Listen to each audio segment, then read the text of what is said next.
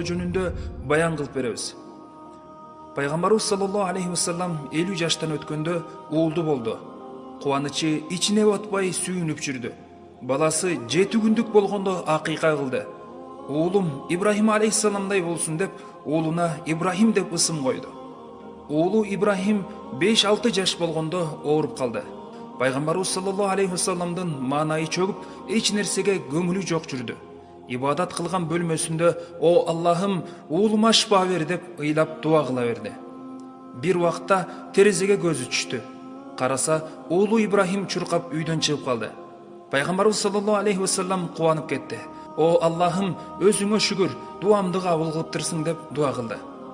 Ошол замат пайгамбарыбызга Жабраил периште Аллахтан вахий алып келип, пайгамбарыбыздын желкесине башын коюп ыйлап калды. Пайгамбарыбыз саллаллаху алейхи вассалам: "Эй Жабраил, эмнеге ыйлап жатасың? Кыяматтын кабары келип калдыбы?" деп сурады. Жабраил периште ыйлап: "Жок Расулуллах, сиз балам оорудан айыкты деп кубанып жатасыз. Уулуңузду жакшы көрөсүз деп ыйлай берди. Пайгамбарыбыз саллаллаху алейхи вассалам: "Эй Жабраил, уулумду чындыгында аябай жакшы көрөм" деди. Жабраил периште токтобой ыйлай берди. "Эй Расулуллах, мени менен чогуу ким келгенин билесизби?" деди. Пайгамбарыбыз саллаллаху алейхи вассалам: "Ким келди?" деди. Жабраил периште: "Мени менен чогуу Азраил келди. Бүгүн уулуңуздун жанын алат" деди. Уулуңузду сизден кийин адамдар пайгамбар деп албаш үчүн Аллах сизге эч качан уул перзент бербейт экен. Бир жүрөктө эки махабат бирикпейт. Үммөтүңүздү тандаңыз же уулуңузду" деди. Пайгамбарыбыз саллаллаху алейхи вассаламдын бүт денеси титиреп кетти. Токтоно албай ыйлап жиберди. "О Аллахым, каарыган чагымда бул кандай сыноо болду? Эй Жабраил, бул кандай сыноо болду? Эми" деп ыйлап олтуруп калды. Жабраил алейхиссалам да ыйлап жатты. "Эй Расулуллах, мен бардык периштелердин колун ачтырып койдум. Өзүм да дуа кылам. Келиңиз дуа кылабыз. Уулуңуздун жанын сиз бул дүйнөдөн өткөндөн кийин алуусун Аллахтан сурайбыз, кабыл кылат" деди. Пайгамбарыбыз саллаллаху алейхи вассалам ыйлап: "Эй Жабраил, мен уулунун өмүрүн сураганы келген пайгамбар эмесмин. Мен үммөтүмдү тандадым. Колун бардык периштелер ачкан болсо, дуа кылышсын, мен да дуа кылам. Үммөттөрүмө уулумдун ордуна салих, диндар перзенттерди берсин" деди да ыйлап дуа кылды. Пайгамбарыбыз саллаллаху алейхи вассалам: "Эй Жабраил, уулум менен коштошуп алууга уруксат берилеби?" деди. Жабраил алейхиссалам: "Азраил периште сизден уялып кирбей жатат, сиздин уруксатыңызды күтөт" деди. Пайгамбарыбыз саллаллаху алейхи вассалам эшикке чыгып карады. Баласы сахабалар менен чуркап ойноп жүргөн эле. Баласы Ибрахим кулук мүнөзү жана сырткы келбети абдан сулуу, адептүү бала эле. Пайгамбарыбыз саллаллаху алейхи вассалам алыстан карап: "Эй көзүмдүн карасы, бул жакка келиңиз" деди. Уулу чуркап келди. Башынан сылап: "Уулум, сиз сапарга кете турган болуп калдыңыз" деди. Уулу кубанып: "Андай болсо жаңы кийимдеримди кийип алайын" деди. Пайгамбарыбыз саллаллаху алейхи вассалам: "Жок, сиз кийим керек болбой турган, дүйнө керек болбой турган жака кетишиңиз керек болуп калды. Үйдө бир мейманды зыярат кылып чыгыңыз" деди. Уулу атасына окшоп зээндүү бала эле. Дароо түшүндү да колундагы жаңгакты көрсөтүп: "Ушуну балдардан аманат калдым эле, берип коеюнчу" деди. Пайгамбарыбыз саллаллаху алейхи вассалам: "О Аллахым, ушундай аманатчылым бар эле" деп дагы ыйлап жиберди. Уулу барып, аманат болгон жаңгакты берип, бардык балдар менен кол алышып, коштошуп чыкты.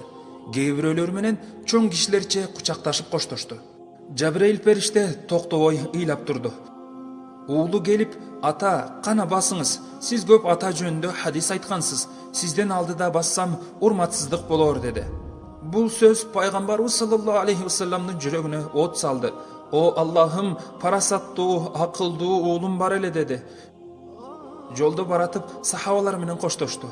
Абу Бакыр Сыддык радиаллаху анху менен кучакташып коштошту. Алар эмне болуп жатканын түшүнүшкөн жок. Пайгамбарыбыз саллаллаху алейхи вассалам эмне үчүн ыйлап жатат экен деп таң калышты.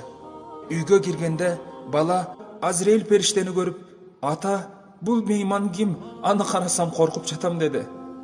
Пайгамбарыбыз саллаллаху алейхи вассалам: "Коркпо балам, бул мейман ушундай зат, атаны баладан ажырата турган, дүйнөдөгү бардык инсандын жанын ала турган, кабырларды гүлдөтө турган зат" деди. Баланын башы ооруп кирди. Баласы: "Башым катты ооруп жатат" деп калды. Пайгамбарыбыз саллаллаху алейхи вассалам тизесине баласынын башын коюп, уулун каттуу кармап: "Эй Жабраил, Азраилге айт, баламды Аллахка бердим, жанын оорутпай алсын" деди. Жабраил алейхиссалам ыйлап жатты. Баласы титиреп, атасынын нурлуу жүзүн карап, жылмайып жан берди. Пайгамбарыбыз саллаллаху алейхи вассалам өзү жууп, кепиндеп кабырга коюп бүткөн соң дагы ыйлап жиберди. Сахабалар: "О Расулуллах, өзүңүз кайтарган нерсени өзүңүз кыласызбы?" дешти. Расулуллах саллаллаху алейхи вассалам: "Силер бүгүнкү окуядан кабарыңар жок. Бүгүнкү окуя башка бир адамдын башына түшкөндө чыдап тура алмак эмес. Эгер балам силердин балаңар болгондо азыр ойноп жүргөн болот эле" деди. Сахабалар болгон окуяны угуп, ыйлап, "Аллах сизге сабыр берсин" дешти. Урматтуу мусулман бир туугандарым, Пайгамбарыбыз саллаллаху алейхи вассалам баласына бизди алмаштырган, эртең ахиретте ошол кылган урматына татыктуу боло алабызбы, же азыркы учурдагыдай пайгамбарыбызды жакшы тааныбай, маалыматыбыз, кызматыбыз, сүннөт жашообуз жок, тескерисинче дүйнө жылдыздары, футболист, артист, спортсмендерди жакшы таанып, уялбай пайгамбарыбыздын жүзүн кантип карайбыз? Ахирет десе өтө көп убакытты элестетпеңиз бир тууганым.